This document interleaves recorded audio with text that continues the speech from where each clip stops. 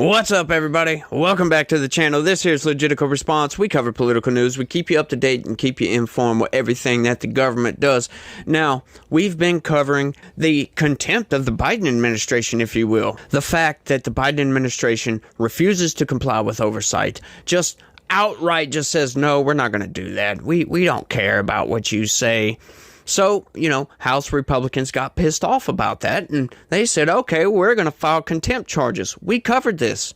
So they filed their contempt charges. The DOJ declined to prosecute. So guess what? What's the next action, you say? Well, I didn't know there was a next action they can take. They're going to take this to court. Oh, yeah. They're taking this to court. They're going to fight this all the way to the Supreme Court, I guess, if they got to, because they are mad about this, because simply defying oversight, you can't just do that, y'all. You can't just say, no, we're not going to do that. We're not going to comply with oversight. And there is a legitimate reason why these people want to hear this audio tape, which is in question, which is what the Attorney General refuses to turn over. It's just an interview from Robert Hur with Joe Biden. They want to hear the audio. They gave a redacted transcript and said, there you go, that's good enough.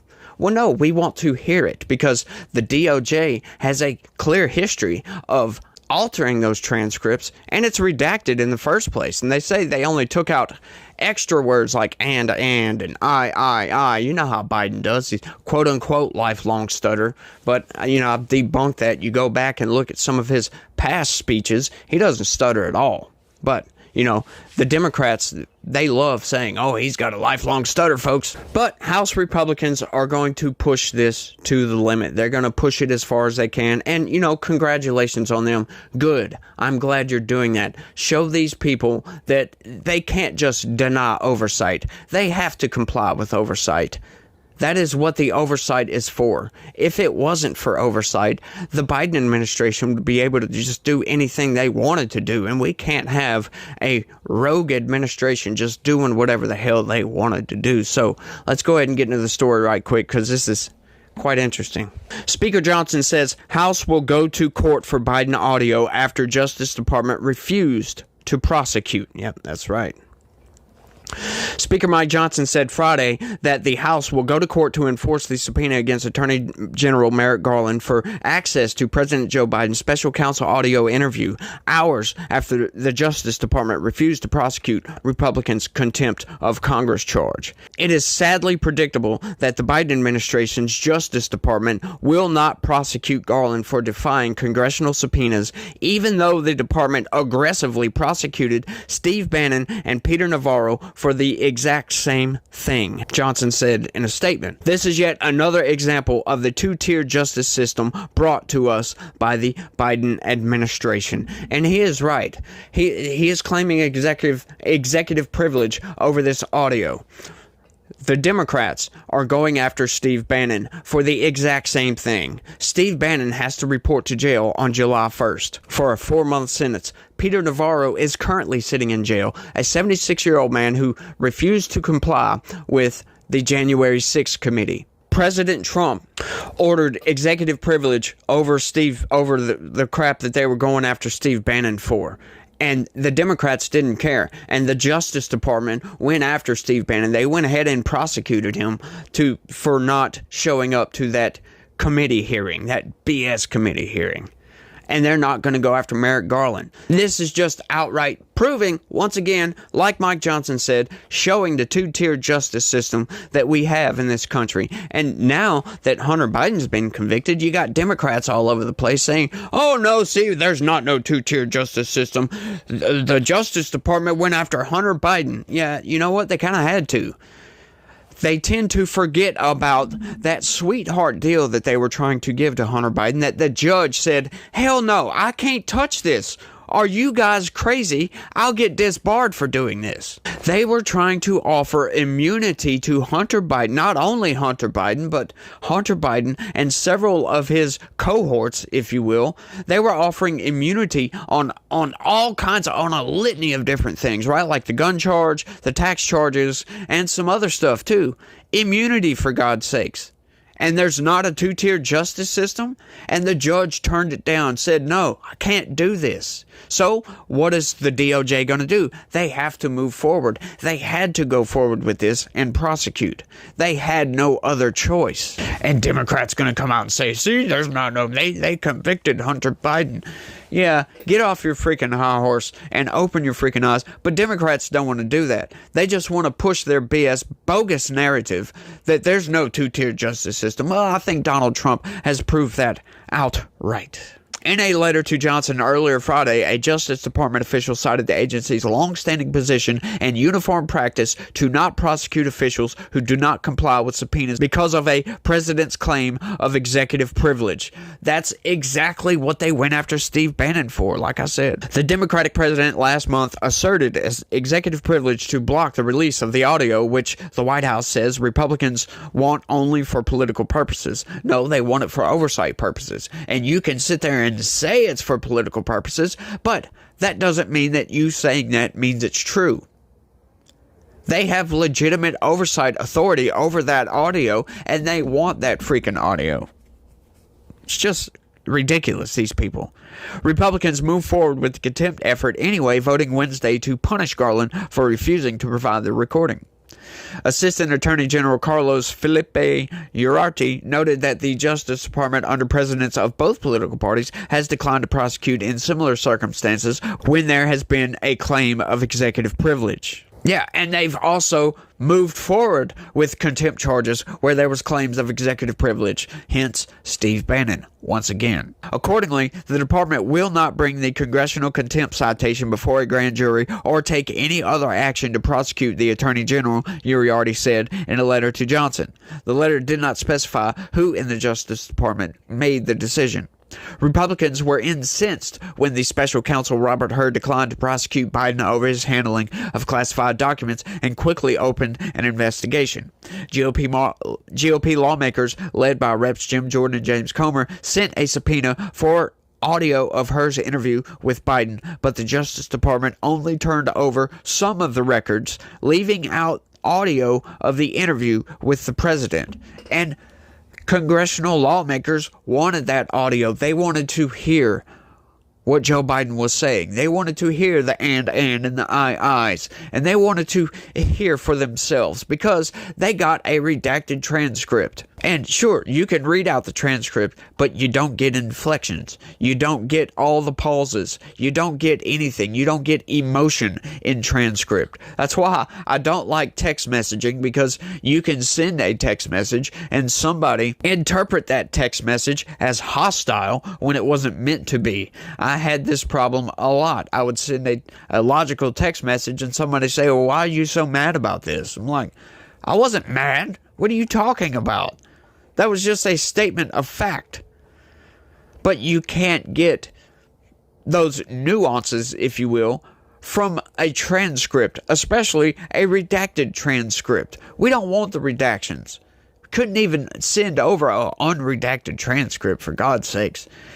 But they want that audio, and they have a right to that damn audio. Republicans have accused the White House of suppressing the tape because they say the president is afraid to have voters hear it during an election year. And they are right about that, as a matter of fact.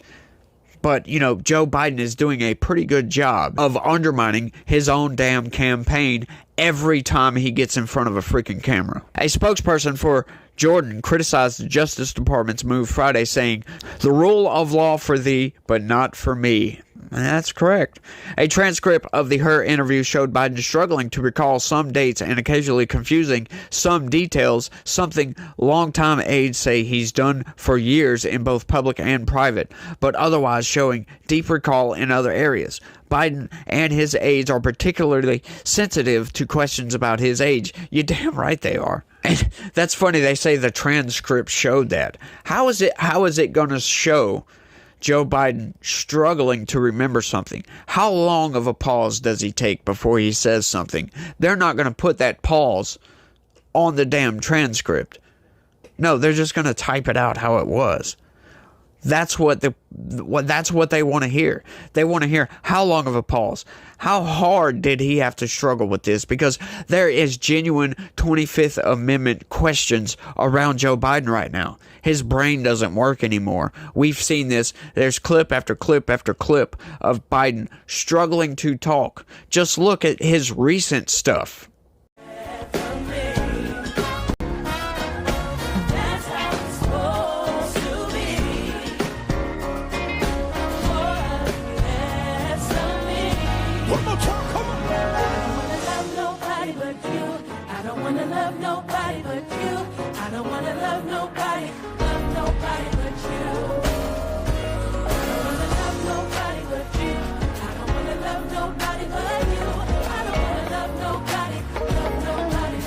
At 81, he's the oldest ever president, and he is currently seeking another 4-year term. The Attorney General has said the Justice Department has gone to extraordinary lengths to provide information to the lawmakers about Hur's investigation. I would say that's a lie. No, they haven't.